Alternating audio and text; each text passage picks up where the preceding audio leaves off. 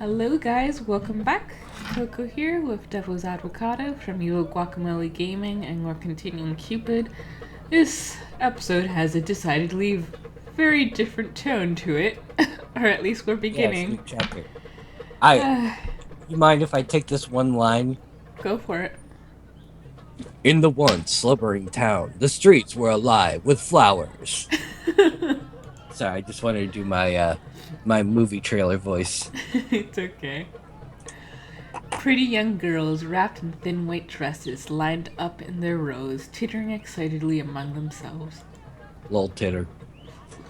Each maiden was armed with a basket brimming with flowers. When the clock struck 8, it was the given signal. Girl by girl, the rows progressed down the crowded street, their dresses twirling as they danced. Colors scattered as they unloaded their baskets. Dahlias, tulips, orchids, poppies, sweet peas, they all spiraled across the air into the hands of the startled citizens. The young men on the street sprang into action. They cheered and hooted and clapped and laughed, and the girls curtsied to them in return. Some intrepid boys even dared blow a kiss, hoping for a reward. Just like a backwards Mardi Gras. And when the girls blew kisses back, they reddened to the tips of their ears and hooted in joy. Oh, Whoa, okay. Not expecting this. that's where we're going. Wow. Babu Rose. Rose! Hey, Rose! At first, she didn't know who he was talking to. But then she saw the rose he flourished in front of her like a gentleman's magic trick. Well, I'll have to call you something, right? How about Rose? This particular boy had been at her tail for several days now. The flower festival was a good excuse for romance. Rose, I can't handle these fuckboys. It was around this time that the young men of the town went around wooing their prospective lovers. Most would have gone for a taller, more outspoken type of girl, but for some reason this boy was smitten with her. Go on, take it. She shook her head. She knew she didn't deserve it. Again with that stone cold act. Come on, you're breaking my heart. You're tearing it apart, so fuck you. He laughed gaily, enjoying the thrill of courtship. Why? Why do you love me so much? That's what's bothering you. I have low standards. You seemed acquirable. I like I'll how, tell you one thing. I like how the voice you're giving him is very Poindexter. It sounds a lot to me like have you seen Mandar. Yu-Gi-Oh! Abridged? Oh, I have not. Ages ago I saw a couple episodes. The Mokuba, the little brother. Oh yeah. Seto! Yeah, that's what I was thinking. But Mandark works too. I think I'm gonna lean more Mandark since this kid's seeming like a jerk. I'll tell you one thing, Rose. You better remember this for the rest of your life. When someone loves someone else, there's no need for a reason. I just love you, Rose. Won't you at least smile at me? You love me. He flashed his best youthful grin. Sure, I love you to the moon and back and stuff and, you know. She knew she shouldn't take the rose. She knew it was wrong. And yet, she knew at this instant that her face was burning hot. Her fingers closed on the rose.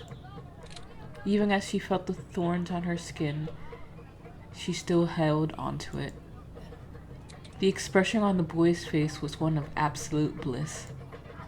He hooted and did a little dance. I do love you, Rose. I really do. What's your real name, by the way? He grinned at her.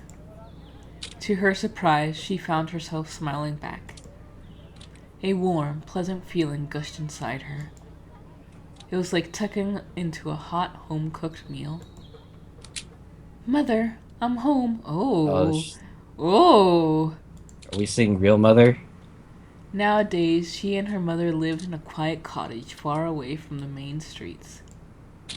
The joy and exuberance of the flower festival had long since faded away now, leaving her with the stillness of the lonely house.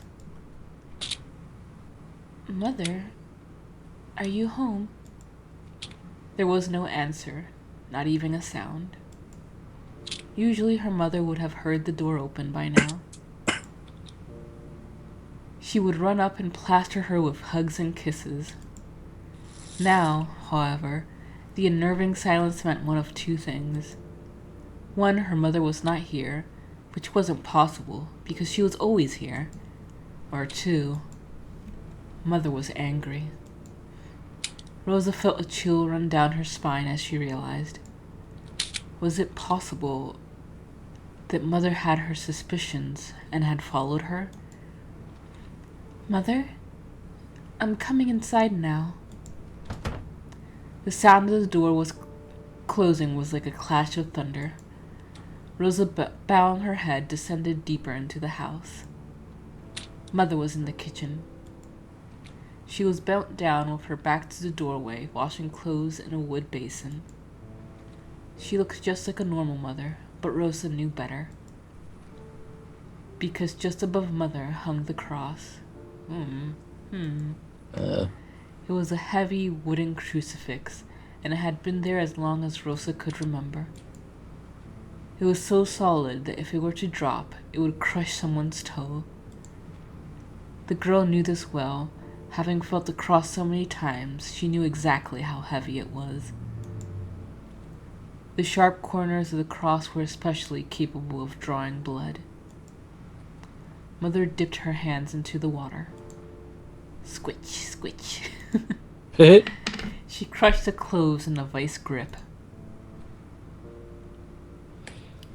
Where did you go? Her sudden question sliced through the air, and Rosa almost jumped out of her skin.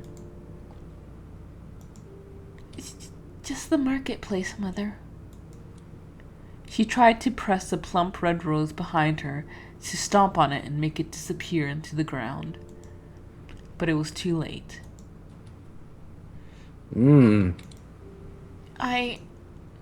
Mother stood up.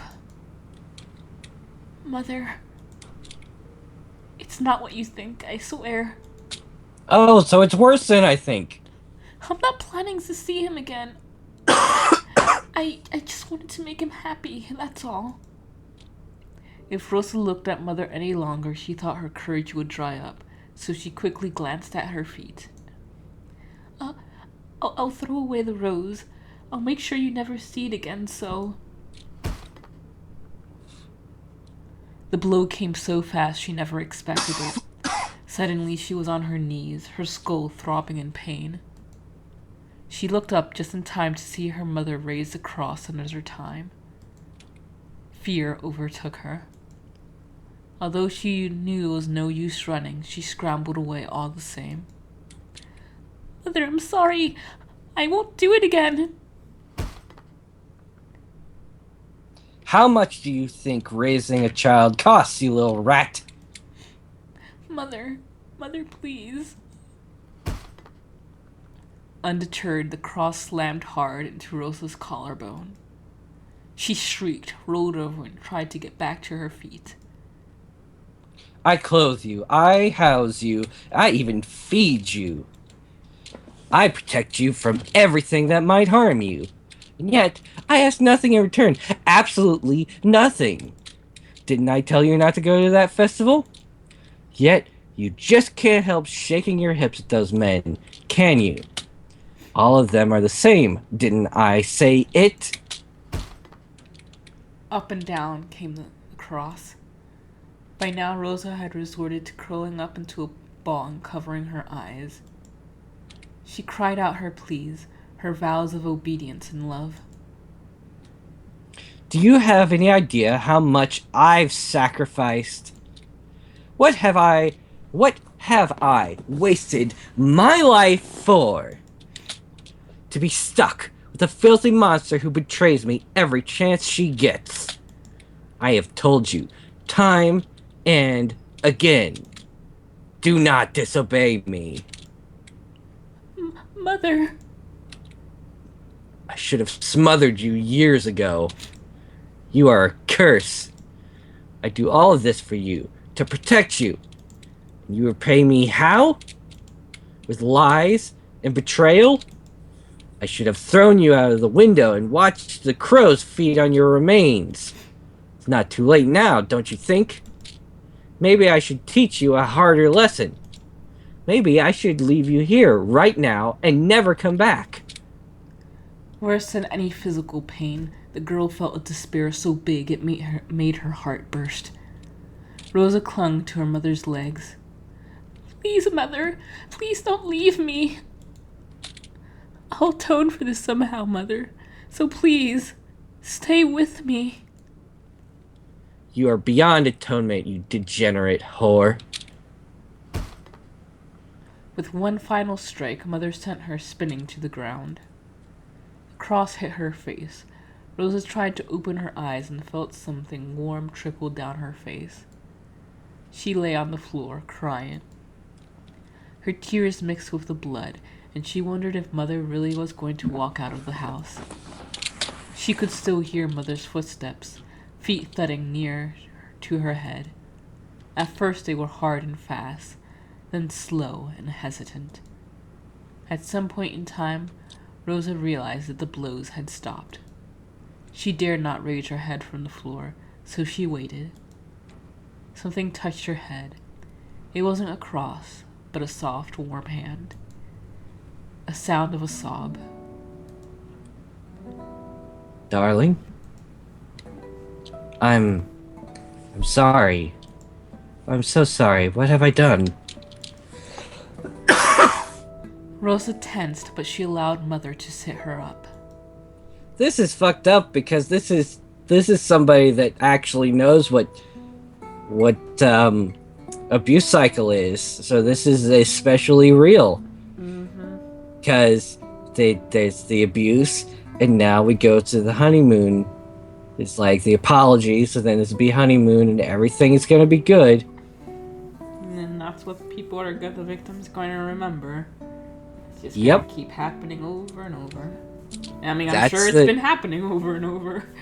That's the reason why, despite how awful she's been, she's already thinking, don't leave me. You know, person who is busting my skull and collarbones and, you know, leaving me in a bloody heap, but Yep. don't leave me.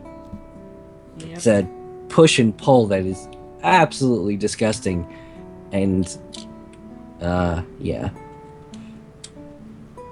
The next thing she knew, Mother had wrapped her arms around her.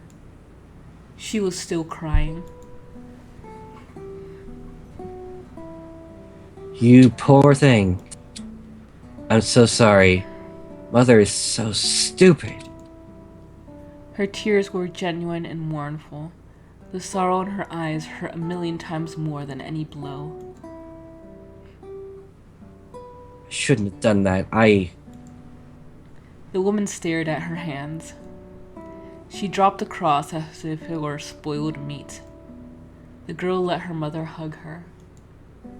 It was her fault anyway. She had disobeyed Mother. She deserved the punishment. She drowned herself in her arms and felt the familiar surge of love. This was home. Home. No matter how broken. Life before Mother was a blur. Huh, so is this not her biological mother? She was nothing without her. Mother looked into her eyes and touched her face, wiping away her tears. She locked her lips around hers and delivered a long, deep kiss. What? Is this a cultural thing? Like, yeah, I this was just gonna say yes. I mean, France, it's not that unusual. I think, like kissing. Just speaking That Yeah, was a lip Dominican. kissing is actually many cultures. There is familiar, non-romantic lip kissing. It Yeah. is. Yeah, I guess I was It, just still thinking about our jokes from earlier, and I was like, wait a yeah, second. yeah. So I reflexively put that. And the sad, complex nature of this is that people that are abusers sometimes do genuinely like they aren't attempting to create the cycle of abuse, Yeah, yeah. but they have no It's. ability on their own to break out of it. I mean, this kind Um, of goes back to what we mentioned before when Catherine was talking about how she doesn't care about intent. Mom, maybe she genuinely is trying to do what she thinks is good for Rosa. But whether she doesn't mean to hurt her this way or not doesn't matter because she's still hurting her. yeah. Um, Abuse does and not have to be intentional for it to be abuse. definitely, and also to that concept of preparedness, like like yeah, if you know that you don't intend to abuse someone and you can see that you do regularly abuse them, you need to start taking steps so the cycle is broken, so that Yeah. you can manage when, like, because that's what happens is that it's usually an outside force, either abusive or just pure stress, causes like the good time to end. And it has nothing to do with the individual. Like, I'm certain it has nothing to do with her going to the market or whatever. There's no relation there. Like, it's just today was the day that she couldn't handle it, and so she couldn't handle it, and she abused her for it. Yeah. And she gave this excuse like, you went to the market, you're a whore, but it's all bullshit. The reality is she can't deal with her life right now, and the only way that she can deal with the whatever stressors are putting on her is to abuse Rosa. Yeah. I mean, not to excuse any of what she's doing, just to explain it. Given the time Yeah, period and that she seems like she's a single mother, she probably has a lot of stress on her, especially yeah, if Rosa isn't really her biological daughter. That means he must have, for whatever reason, adopted her and is doing who knows what to try and support her. yeah. And I mean, labor abuse is a common source of familiar abuse. Like, you get treated like shit at work, you don't get paid a living wage, you're having to work 60-hour weeks, and eventually something can break. Yeah. Again, it doesn't excuse it because you're still in control of your own actions, but we can at least observe as a uh, from an outside perspective. Are you still there? Yeah. Okay, sorry. Like, sound just kind of disappeared. We can observe from an outside perspective and from a concern for society. We can go, we can work to prevent child abuse by eliminating a lot of this unbelievable situations for parents. Mm-hmm. Um, you know, Like having a living like wage to begin with. Just saying. having a living having a living wage, like having rights in the workplace, being able to unionize, being able to know that healthcare is provided, uh, you know. So many things. But I love you so much, my darling.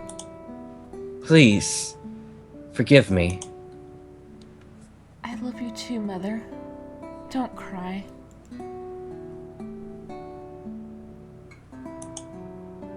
Oh, oh, you're bleeding. Just wait here.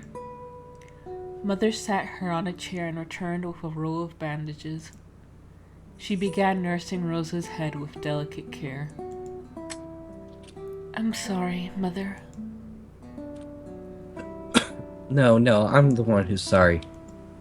Forgive me for what I said. You know I would never leave you, right? Even if you've committed the foulest sin, I'll never desert you. Even after I'm dead, I will be there, watching everything you do with constant motherly judgment. I will always be by your side. Thank you, Mother. I get worried, darling. You understand? Yes. I'm very afraid. Always afraid. The woman's voice dropped into a whisper. A sudden split second of lucidity. You scare me. She shook her head, forgetting the thought. Just obey me from now on, promise? Mother knows what's best for you. Yes, Mother. Later on, at dinner time, Rosa's favorite dish was on the menu. The vegetable and meat stew with brown gravy that only her mother would make. Rosa tucked in eagerly, all the while feeling the cool bandage pressing lightly against her forehead. The events of the past hour had already seemed to fade away into a distant memory. That's bad. That means she's used to it. That means she's used to it. This is the abuse cycle. That she's used to it. And just the way our brains are programmed, we can believe someone's sorrowful from some intense actions, and this push and pull of abuse and dedication, it develops a loyalty. It's like a bone that's, when it's healed, it becomes stronger, or calloused skin. Mother sat across the table, also eating. She seemed to be deep in thought. Though what she's deep in thought about, we'll find out next time. Thank you guys for joining us. Something, and this was something I already had in mind that I was going to consider and would be a very important decision in how I viewed this, because enjoyed a lot of other BL media, but one thing that I find very common in it, and also this goes for any girl love games too, the opposite gender is so often demonized. So I'm glad that we're already getting a portrayal of a mother who is decent. So thank you for that. So you mean as opposed to Utina, which I haven't seen, but I'm aware of that all the men are awful. Utena, you mean? Yes. See, I have so not watched it. I don't even know how to pronounce it. Yeah. I love that show very much, but that is one of the big flaws. There are some good male characters, but most of the major ones, yeah, they're pretty terrible. But then again, almost all the characters are terrible in that show, so maybe it doesn't count, since the majority of the female characters are pretty awful too. But yeah. Fair enough. Yeah.